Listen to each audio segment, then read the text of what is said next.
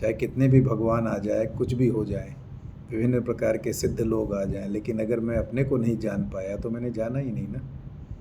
आप में से हर कोई ये प्रश्न पूछ सकता है कि मैं कौन हूँ, क्या मैं यही शरीर, यही पर्सनालिटी हूँ? तो मैं तो उलझन में हूँ, मैं पर्सनालिटी द्वारा उलझा लिया गया हूँ, क्योंकि ये पर्सनालिटी तो छूट जाएगी एक दिन। तो आप कभी सोचने की कोशिश करिए कि यहाँ से हम शरीर छोड़ते हैं तो कहाँ जाते हैं, वो सूक्ष्म दुनिया में क्या होता है, वहाँ से हम वापस कैसे आते हैं।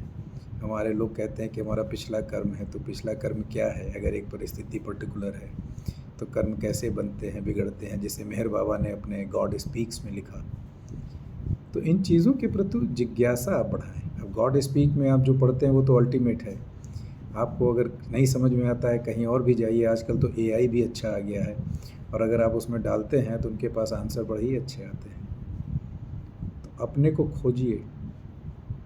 और चलते चलते आपको मेहर बाबा की एक बात बता दूं जो सबसे अच्छी है, वन ऑफ द बेस्ट में से आती है वो। उन्होंने कहा कि ईश्वर की कितनी भी बातें कर लो, इवन हु एम आई वाले भी अगर ईश्वर की कितनी भी बातें कर लें, जब तक माया को माया की तरह एक बार नहीं देखोगे, अलग नहीं हो पाओगे। तो माया को माया की तरह, मतलब मैं शरीर नहीं हूँ, ये आपको जीते जी अनुभव करना पड़ेगा। तब समझ लीजिए कि आपका उत्थान आगे हो।